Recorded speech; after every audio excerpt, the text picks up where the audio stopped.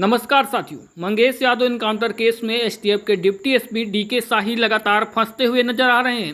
ढेर सारे ऐसे सवाल हैं जो इनको फंसाते हुए नजर आ रहे हैं और ढेर सारे सवाल ऐसे हैं कि जो राजनीतिक पार्टियों और नेताओं द्वारा और जनता द्वारा खड़े किए जा रहे हैं।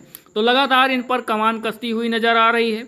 इसी के बीच में दोस्तों आपको हम बता देते हैं आखिरकार ये कैसे इनके पास इतनी ज़्यादा संपत्ति है, कैसे क्या मैटर हैं जो इनके कारण ये फंसते हुए नजर आ रहे हैं। सारी चीज़ें आपको हम विस्तार से बताएंगे। इसलिए दोस्तों सबसे पहले अब शुरू करते हैं आखिरकार इनके पास क्या कुछ है। इनके परिवार के नाम पर 2 ट्रस्ट हैं, महाराणा प्रताप बालीवाल ट्रस्ट और महाराणा प्रताप चैरिटेबल ट्रस्ट, खरगापुर, लखनऊ। इन दोनों ट्रस्टों पर समय समय पर खेल प्रतियोगिताएं और समारोह का भव्य आयोजन होता है। इन भव्य आयोजनों में यहाँ पर मुख्य अतिथि और सम्मानित अतिथियों के रूप में डिप्टी सीएम ब्रजेश पाठक होते हैं, तो कभी कैबिनेट मंत्री स्वतंत्र देव सिंह होते हैं, तो कभी दयाशंकर सिंह होते हैं, तो कभी खेल मंत्री गिरीश यादव होते हैं, तो कभी खुद एसटीएफ के मुखिया अमिताभ यश होते हैं। इनकी पत्नी उत्तर प्रदेश महिला आयोग की सदस्य बनी है, मगर गोरखपुर क्षेत्र की भाजपा महिला मोर्चा की क्षेत्रीय कोषाध्यक्ष पहले से ही हैं। समझ लीजिए कि इनका भाजपा से भी कनेक्शन है, क्योंकि इनकी पत्नी कोषाध्यक्ष पहले से भाजपा में रह चुकी हैं। गोरखपुर क्षेत्र में इनकी राजनीति का केंद्र है। अब इस सारे सवाल का रिवीजन करते हुए जाइए शाही के कामकाज के तरीके पर, कैसे इनके ऊपर सवाल उठ रहे हैं। आखिर शाही कैसे मंगेश यादव को पहचान करते हैं, सबसे बड़ा सवाल ये है।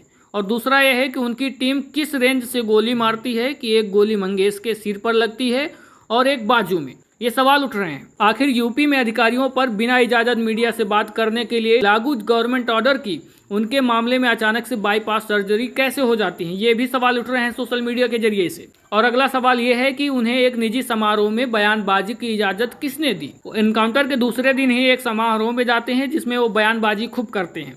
आखिर अभी तक अमिताभ यश ने डीके शाही पर कोई एक्शन क्यों नहीं लिया, ये भी लोग सवाल उठा रहे हैं। और सवाल तो यहाँ तक उठ रहे हैं कि आखिरकार जब इनको पता था कि वो कुख्यात आरोपी है, उसको पकड़ने के लिए चप्पल पहन कर जाते हैं और कैसे एक कच्ची सड़क में, जंगल में, खेतों में चप्पल पहनकर दौड़ते हैं और एनकाउंटर कर देते हैं। ऐसे ढेर सारे सवाल उठ रहे हैं। सवाल ये भी है कि आखिर इतनी सनसनीखेज घटना पर आरोपी घटना के 8 दिनों बाद भी सुल्तानपुर में ही घटना स्थल से कुछ किलोमीटर की दूरी पर क्या कर रहा होता है। वो 8 दिन तक कहीं भागता क्यों नहीं है। क्या वो सुल्तानपुर में ही रहकर एसटीएफ के रोके जाने पर फायरिंग करने का प्लान बना रहा होता है।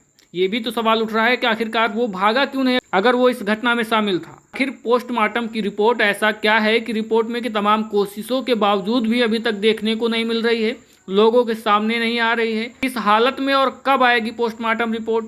ऐसे ढेर सारे सवाल सोशल मीडिया पर लोगों द्वारा किए जा रहे हैं जिनके जवाब अभी तक नहीं मिल पा रहे हैं। इसके लिए कहना चाहूँगा कि इन सवालों को एक बार पढ़िए, इन तस्वीरों पर गौर कीजिए और मेरे साथ मिर्जा गालिब का ये शेर पढ़िए। हुआ है शाह का मुसाहिब, फिरे है इतराता, वगरना शहर में गालिब की आबरू क्या है।